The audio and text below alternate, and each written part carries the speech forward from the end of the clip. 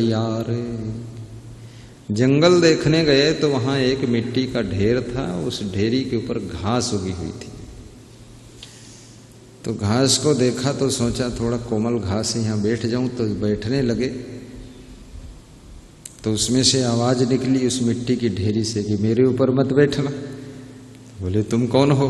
बोले मेरा भी रंग जलवा चलता था, कभी मर गया हूं तो यहाँ दफन हो गया यार, तो क्या मेरे के ऊपर बैठ जाओगे तुम? उधर बैठ उसने कहा गजब हो गया, ये भी देखो उसका भी इतना जलवा था। एक दिन वो मरा पड़ा है, मिट्टी के ढेर लोगों ने कर दिया है और उस पर घास सूख गई है। मरना लिखा परदेश में जहां न अपना कोय, और पशु पक्षी भोजन करें तन भंडारा होए। मरना लिखा विदेश में, भाग्य में लिखा है विदेश में जाकर मर जाना है, और क्या करोगे। एक पंडित जी थे तो वे मरघट पर निकले, कहीं कथा करने गए थे, तो लौटे देर हो गई। तो सोचा सीधे रास्ते से निकल लो तो जल्दी अपने गांव घर पहुंच जाएंगे, और ज़्यादा रोड पकड़ोगे तो मुड़ के आना पड़ेगा। पैदल का जमाना था, वाहन थे नहीं। तो शमशान घाट में निकल गए, जहाँ मरघट था, मुर्दे दफनाए जाते थे। थोड़ा थोड़ा अंधेरा हो रहा था, सूर्यास्त हो चुका था, धुंधलापन हो गया था, साफ साफ दिखता नहीं था। और जल्दी थी क्योंकि चोर उचक्के लुटेरे सब रहते थे उस समय ज़्यादा, अभी तो कम है। इस भारत देश में इतने नालायक लोग हो चुके हैं। आज की 30 साल पहले, 50 साल पहले, 100 साल पहले जीना हराम था अच्छे आदमी को, सोना हराम था।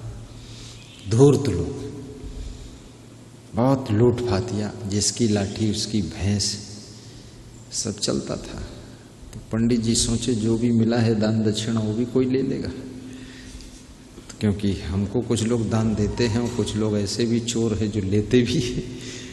तो इन चंडालों से बचो, सीधे सपाट से निकलो। तो निकले तो उनके पैर में ठोकर लग गई, तो धड़ाम से गिरे। तो जब गिरे जोर से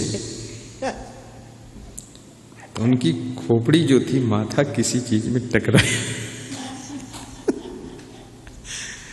तो टकराया तो उसमें से आवाज निकली। जिस चीज में टकराया खोपड़ा, तो उससे आवाज निकली, वो भी खोपड़ा ही था किसी का।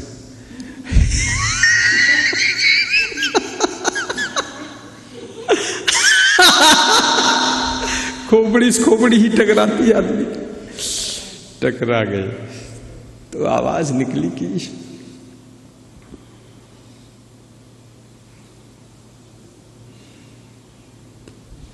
कि ये भगत कहां सैर करने निकल पड़े इधर शमशान घाट में। घर से निकले सैर करने, दिल में यही अरमान था। एक तरफ बियाबा जंगल, एक तरफ शमशान था। सर खोपड़ी में टकराया, उसका यही बयान था। ये मुसाफिर चल संभल कर, मैं भी कभी इंसान था। तो पंडित जी समझदार थे। समझदार आदमी ही पंडित बनता है, ना समझ आदमी पंडित नहीं बनता, वो खंडित बनता है। पंडित का मतलब होता है समझदार, विवेकवान। पंडित है, और जिसके विवेक नहीं है वो तो खंडित है। तो उन्होंने फिर उस मुर्दे की खोपड़ी को उठाकर अपनी झोली में रख लिया, वो घर ले आए और उसका बड़ा सम्मान किया, बहुत आदर किया। रोज सवेरे जब पूजा पाठ करते थे, उस खोपड़ी को ऐसे देख करके पलटते थे सब तरफ कि इसमें कोई खास बात है, क्या बात है। आवाज निकली, एक ही बार निकली, दोबारा आवाज निकली ही नहीं। तो उसमें एक सेंटेंस उन्होंने पढ़ा, लिखा हुआ था कि मरना लिखा विदेश में, जहाँ न अपना कोई, पशु पक्षी भोजन करें तन भंडारा होए। परदेश गमन ऊषर मरण, अब ही कुछ है बाकी। पंडित जी सोचते थे अभी क्या बाकी है भाई, ये आदमी उस आदमी की खोपड़ी है जो परदेश गमन कर गया, विदेश यात्रा पर निकला और ऊसर में मर गया, और वहाँ मरघट पर खोपड़ी पड़ी थी। और अब इसमें लिखा अभी भी कुछ बाकी है, तो अब इसके लिए क्या बाकी है? रोज पढ़ते थे और रख देते थे सुरक्षित मंदिर के पास नीचे अलमारी में। तो उनकी जो पत्नी थी उनको बुरा लगा कि मुर्दे खोपड़ी रोज पढ़ते और हमारी जिंदा खोपड़ी कभी नहीं पढ़ते, कि ये नहीं देखत कि हमारी पत्नी खोपड़ी का चाहते। तो उनके गुस्सा लगी एक दिन। तो पंडित जी जब कथा करने चले गए तो उस मुर्दे खोपड़ी को उठाया और गालिम धर के मुसरन कूट के चूरा बनाए चकनाचूर, और पास में सोरी पालने वाले, सुअर पालने वाले रहते थे। उनके यहाँ सुअर पालने वाले का सोरी रखने के लिए घर होता, उसको भार बोलते हैं। तो सोरी के भारे में वो खोपड़ी को चकनाचूर करके वह फेंक दें। पंडित इन गुस्सा में कि यहाँ दरियो तो पंडित हो सके तो चकनाचूर भी उठाए उठाए देखे फेंकिए। पंडित जी आए, संध्या जब करने का टाइम हुआ तो देखें सब तो ठीक है, भगवान भी हैं, घंटी भी है, शंख भी है, फूल पत्ती भी रेडी है, सब धूप बत्ती है, लेकिन वो खोपड़ी नहीं है।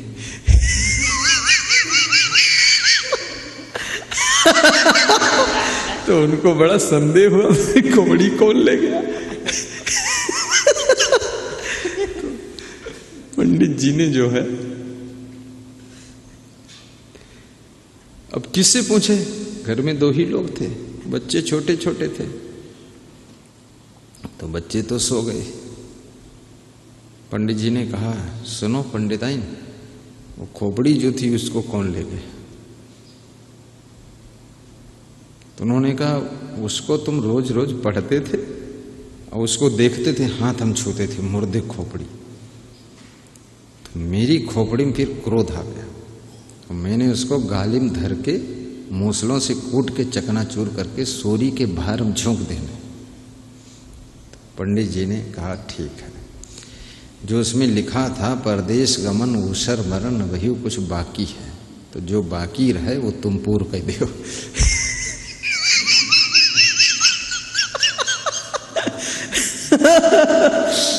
तुमने जो है पूरा सही अर्थ निकाल दिया। तो कितने लोगों की जिंदगी में बहुत दुख हुआ है, बहुत कष्ट पाए हैं, लेकिन अभी भी कुछ बाकी है। तो क्या बाकी है? अब उनकी खोपड़ी चकनाचूर होने की बाकी।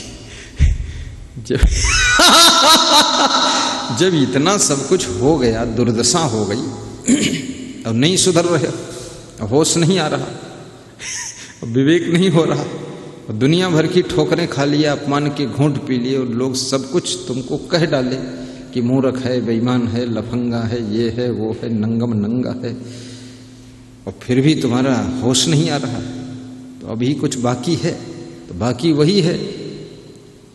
अब तुम्हारे घर की तुम्हारी पत्नी, घरवाली या कोई और घर का कोई सदस्य तुम्हारी खोपड़ी मूसलों से कूट के चकनाचूर करके सोरी के भारे में फेंके और चाहे तालब फेंके, लेकिन तुम्हारी दुर्दशा होना है। अब होश तो आ जाना चाहिए, विवेक हो जाना चाहिए। वहां क्यों घुसे पड़े हो फालतू?